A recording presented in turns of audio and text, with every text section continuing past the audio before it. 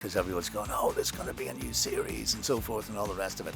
And of course, we're all hoping there is going to be a new series, but as we say, until the script hits the desk, you really don't know. So you haven't had a script on the desk yet? We haven't had a script on the desk yet. We know that Dr. Mercurio is out there doing something. Yeah. And so he's writing another episode? Yeah, he is. Jed is writing, and but as to when it's going to happen, we don't know. We're really hoping that somebody makes a decision and makes an announcement. Like if Jed, who you call a doctor, because he is a qualified doctor. Well, he is, and a pilot. And a pilot, mad. Yeah. So if he's writing a series, and you guys are meeting up for curry and singing in Tuk Tuks, I suspect the next season is on the way. There's something happening. I think it's fair to say, Yeah, fair to say. Virgin Radio. I'm so happy to be, dare I say, reunited with a man I've met many, many times down through the years, a multi-award winning actor. He's been on our screens for over 43 years. It couldn't be possibly true. All right. You'll know him from Line of Duty. You'll know Ridley. Most recently, Kiss Me Kate at the Barbican Theatre. Let's talk about that, which has been filmed. It's hitting cinema screens across the country. He's one of life's good people. His name is Adrian Dunbar. Adrian, nice to see you again. Good to see you, Ryan. How are you? I'm very, very good. Thank you very much. You were before we came on the air, you were rhapsodizing about the city of London, and in a way that was so sincere and romantic and glorious. Yeah. Well, I mean, I love the city of London. I've lived here for 40 years. I came here in 1980, straight into the big city, because I was straight into drama school at the Barbican, the Guildhall School of Music and Drama. And, for somebody who's kind of a bit of a history buff and he kind of loves history anyway, it was fabulous to be kind of chucked into the middle of it all. And I've lived here ever since, and the city is just so sustaining. London town, it's just one of the world's great cities. So you were what age? I was about 20. So can I imagine you landing in this city from where you came from? Beautiful part of this, like the island of Ireland, and Enniskillen, which I've been to. I mean, it is lush and gorgeous and pastoral almost. But what a difference! That's this concrete jungle, beautiful one, but nevertheless. No, it was a complete change, and but an exciting one. It's the city of London. It's all the business was going. It was 1980. Everything was about to just go crazy. The amount of money that people were making there. There was this kind of massive energy, and it was a really exciting time to go there. You took it by the throat and went for it. And we were talking about the Barbican Theatre, which is Kiss Me Kate you performed it over the summer for 3 months, and now it's going to be on the big screen. They're putting it there. That's right. That's why part of the reason you're here today. Yeah. But the Barbican Theatre, for those who don't know what it is or how important it is to you, give us a sense of that building and what it's. Well, the Barbican is a really interesting place, right bang in the city of London. It was bombed heavily. The area was bombed heavily during the Second War. And to rejuvenate it, the whole complex of the Barbican was then built over the next 40, 50 years. And it's an amazing complex. It's very beautiful. I mean, a lot of people think it's a bit brutalist, but I actually think it's really beautiful. I think the amount of detail that went into the design, the square and the gardens and the lake that's in the middle of it all is really beautiful. And it was a fabulous place to go to school. Yeah. Obviously, it was a great place to go to school. And that time we also had the RSC there.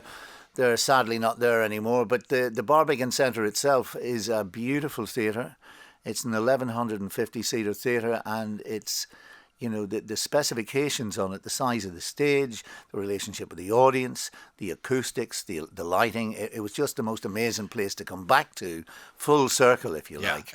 And complete my journey into the city of London. Well, that's why I was so surprised when I got here last kind of December, January, and then within a few months I'm seeing your face on posters for Kiss Me Kate. I'm thinking, what? Adrian Dunbar? Kiss Me Kate? I don't understand. But I knew, and we will talk about this later on, I know you're a musician. I know you love music, and I know you love performing music and whatever. But this, and then I started reading the reviews, 5 stars, 5 stars, 5 stars, and I'm thinking, all right, now this is we're not dealing with muck here. So, talk to me about the musical and your embracing of it. Well, you know yourself, Ryan. I came on. I've sang for you on the Late, and I thank you, by the way. On many times, and what a great show that was. And so I've always been interested in music. I was in bands. Oh, and there's another thing here that you and I connect in, of course. Go on, I know where you're going. You know where I'm going, don't you? I hope so. And so I was always in bands, a lovely little 3-piece country band when I was kind of a teenager. And then, of course, I got my big break when I played with a guy called Frank Chisholm, who was in bless him, Frank, great guy, and who was an Elvis Presley impersonator. Yes, he was. Back in the in the late 70s, and I believe one Ryan Tubridy actually came and saw a couple of our gigs. Maybe, I'm not sure. I was a card-carrying member of the Irish Elvis Presley fan club. Frank Chisholm was a great impersonator. He used to do the Winds Hotel and different hotels around town. Correct. And standing behind him, holding a guitar at some stage. Yes, and singing some backing vocals. Young Adrian Dunbar. Yeah, and we went to the US in 1978, 79, wow. And had a great time with the guys, travelling all over the country doing that. But then I got an audition for a drama school, because at the same time, I was doing a bit of amateur dramatics in Enniskillen. And so I got an audition for a drama school and to the Guildhall, and luckily I got in, and that was kind of my big break. Right, because I think the second time I saw you then would have been on screen on Hear My Song. Yes, exactly. The Joseph Locke story, which I think is one of the sweetest films I've ever seen. Yeah. And you're again wonderful. It's a very, very charming film, very warm film. Yeah. It's a very charming, warm film. Well, once again, it's something that we wrote, myself and Peter Chelsom, who's just got a new film out actually this week, called A Sudden Case of Christmas, with Danny DeVito. Right. Anybody that's streaming at the minute, for anybody who wants to see it, I think I've got a small part in it. And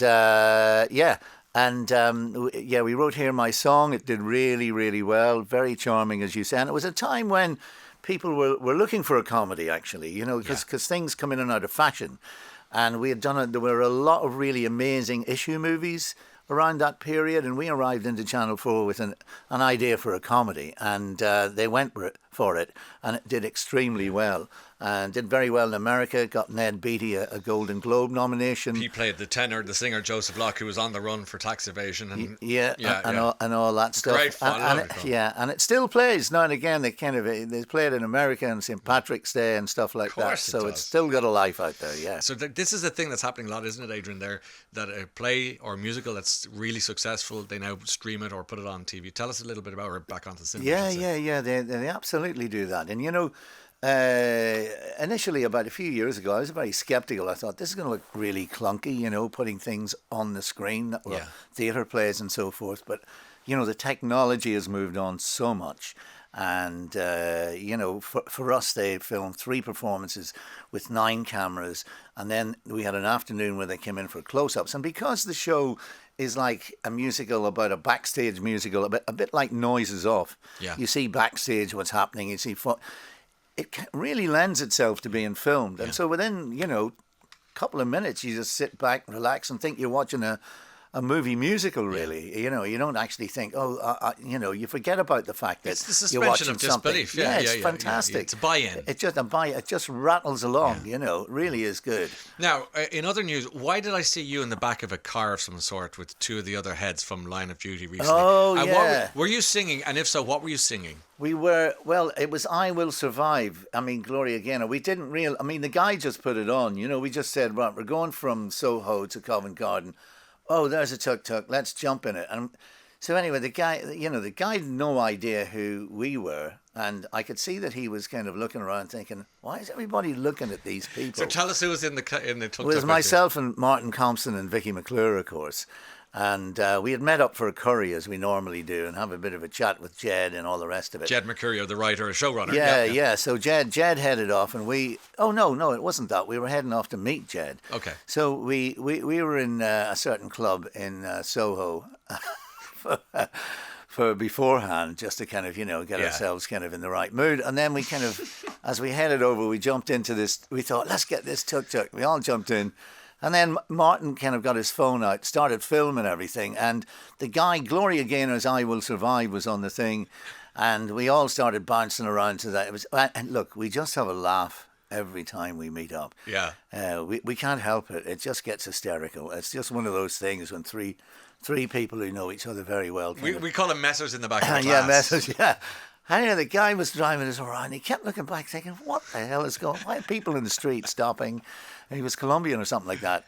And, of course, Martin took his phone out, started filming everything. And before we knew it, within a couple of days, it had 1.5 million hits or something like that. It was because everyone's going, oh, there's going to be a new series and so forth and all the rest of it.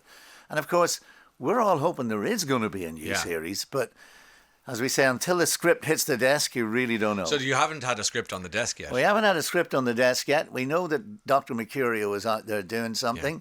And so he's writing another episode. Yeah, he is.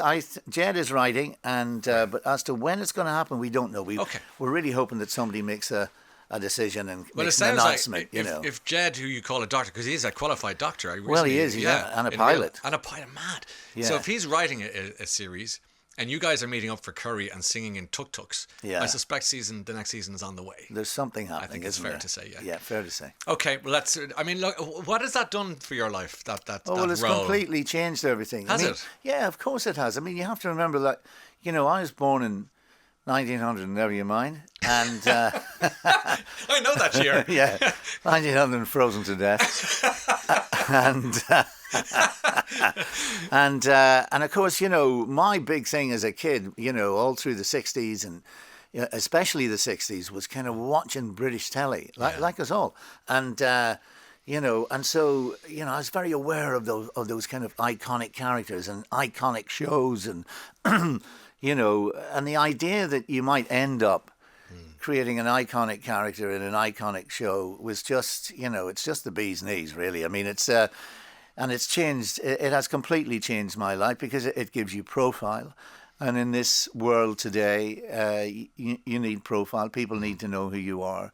And of course, that put all three of us firmly on the map. And indeed anybody else who's associated with the shows. Yeah. I mean, I'm very aware that anytime somebody's mentioned, it's always kind of line of duty actor so and so, line of duty actor so and so. From the makers of Line of Duty. Line of Duty seems to be a touchstone for some kind of quality. It's a premium product. A premium product in the business, and so to be associated with it is just amazing. What's the up the lagging? What's that line? Came up the lagging in a bubble. Yeah. You certainly didn't come up the lagging in a bubble. I mean, you brought your own. You brought home to the script, didn't you? Every now and again, I'd bring things into it. Yeah, definitely. I'd have to bring things into it. The one I didn't get in, which is kind of a really good Irish one about kind of not stopping things happening, is don't stall the digger. Don't stall the digger. Don't stall the digger. It's a good one, isn't it? Like, you got to keep going. That's going in the next season. That's going in the next season. Tell Dr. Mercurio that you've got a new line for him, and it's great. Adrian, what a pleasure to see you. Kiss Me Kate is in cinemas nationwide. November 17th, kissmekatecinema.com. Another string to your very busy bow. Thanks, Ryan. You're one of those people I love to see coming through the doors, so thanks for being with us today. Not at all, Ryan. Let's do it again Lovely soon. to see you and see you here in London. You see you in a Tuk Tuk soon. Hey! Virgin Radio.